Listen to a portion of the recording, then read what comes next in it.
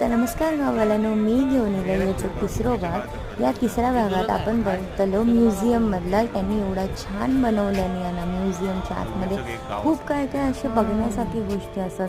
मी खरं सांगू तर खरंच एकदा जाऊन बघा. कनेरी मठात कोल्हापुरात एवढा मस्त त्यांनी काम केल्याने ना आणि एवढं छान छान आतमध्ये बघण्यासारखे आहे ना. एंट्री फी 200 रुपया, टाईम लिमिट वगैरे काहीच नाही ना. पण आतमध्ये जर एकदा गेलास ना तर 4 तासाशिवाय बाहेर येऊच नाही.